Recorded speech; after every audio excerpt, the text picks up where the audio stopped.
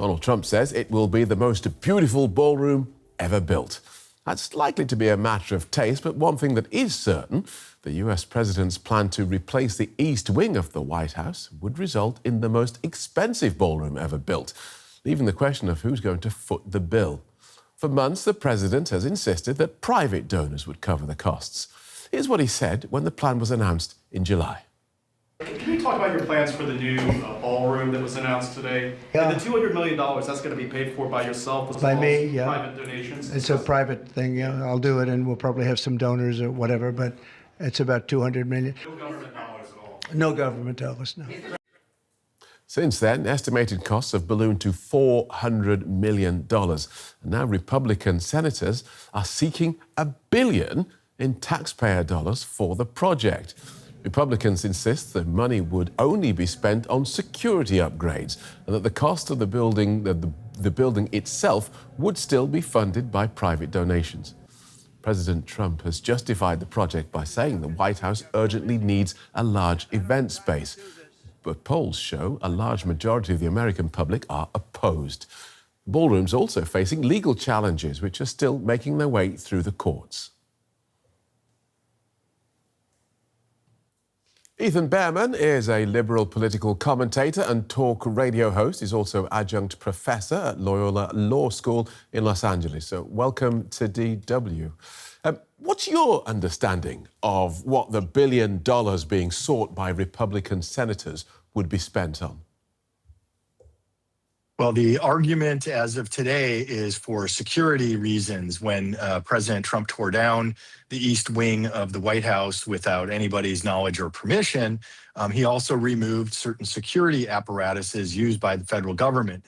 So it would be likely used for the security reasons, and additionally, in light of the unknown status of so-called private donors funding the ballroom, could be also used partially to fund the ballroom itself. All right, we'll get to those donors shortly, but the government's currently trailing debts of around $38 trillion. So an extra $1 billion doesn't sound like an awful lot.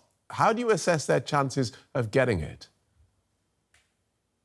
Well, I think there's a lot of consternation right now amongst the handful of moderate Republicans left in D.C., let alone the American people. Again, this is a crisis of the president's own doing. He tore it down. There was no plan in place to replace it. It now suddenly is allegedly a crisis that most of us don't agree with. But we have to look to people like Representative Don Bacon, for example, from Nebraska. He's one of the moderate Republicans who's retiring, classic conservative who sees the problems with a president running as if he is a king. And that is a major issue here in the United States right now. We're going to find out, though, very shortly if the House and or the Senate are actually going to support this. And if they don't, I think the bigger question becomes, then what? What do you think happens then? Well, now we have a genuine crisis that has been caused by this president in that he tore down the East Wing. He didn't follow things such as the National Historic Preservation Act.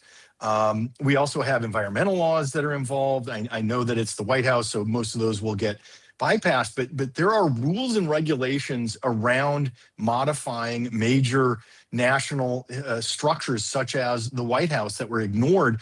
Now it becomes a crisis if we have this entire missing East Wing that was done unilaterally by this president. And now we really are going to have a serious congressional conversation about what do we do. And there is quite the possibility that in November, the Republicans are no longer in control of the legislative branch. Is it a crisis? $1 billion? It's a building? Explain to us non-Americans how, for most of us, a crisis is a natural catastrophe. It's a war. You're talking about a building being knocked down. That doesn't sound like a crisis. Right, and normally it's not. And again, this is a self-inflicted one. I agree with you. We have a war in the Middle East of this president's choosing. We have gas prices now in the United States that are causing serious economic repercussions that are continuing to build by the day, let alone our allies, at least who most Americans consider our allies in Europe, such as Germany and France and others, who are suffering heavily economically because of this unwise approach to war in the Middle East. And it is a war, regardless of what this administration calls it. Let's stick with the bill. Yeah. Let's stick with one crisis at a time. So Phil, but the reason this becomes a crisis is it is a national security hub. It is a hub of communications that was there in the East Wing that is now gone and needs to be replaced. And that becomes a serious issue with the massive amount of geopolitical unrest that is occurring right now.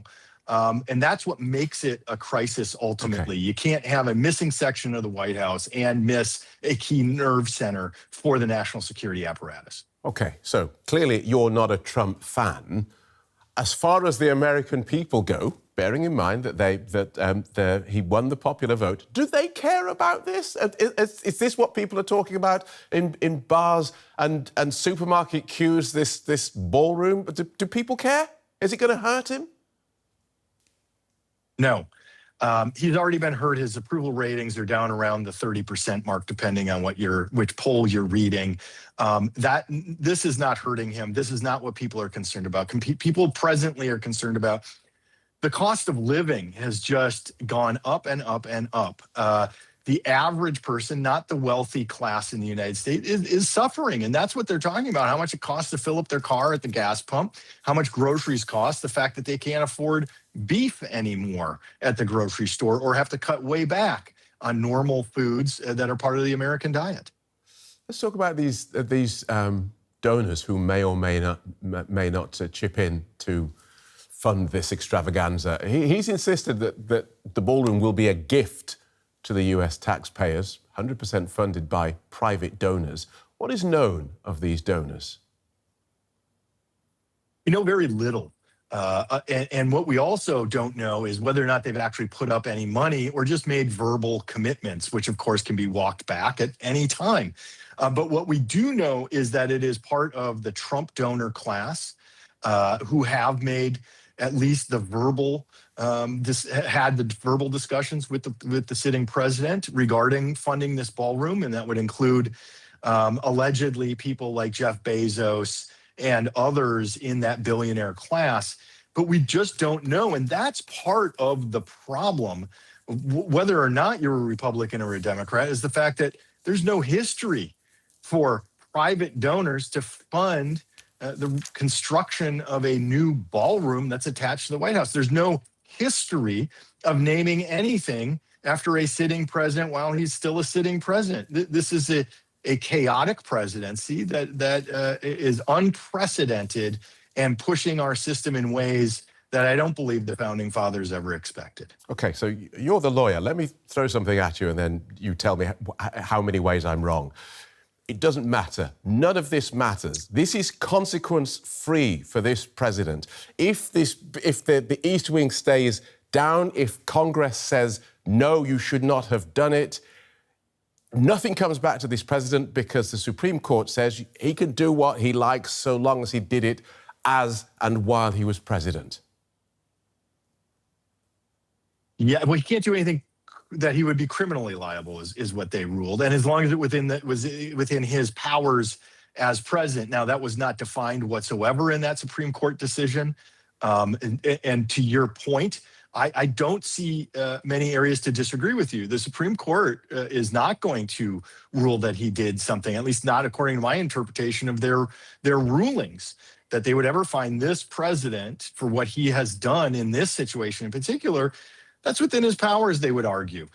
There is no liability back to the president. He cannot run for another term under the 22nd Amendment, which is part of the Constitution. And I'm always shocked to hear people talk about amendments as if that's not part of the Constitution. Amendments become part of the Constitution of the United States. The 22nd Amendment says he cannot run again in 2028. Therefore, what are the ramifications? Now, what we can talk about is things that were done outside of the core of his functions as the executive in the United States. But the odds of that happening, slim to none. It's going to be those around him who may be suffering after he's no longer in office. But the president himself, I see very little in ways to hold him accountable, if any. Good talking to you. Thanks very much, Ethan. Ethan Bearman, a Liberal political commentator and attorney. Thank you. Thank you, Phil.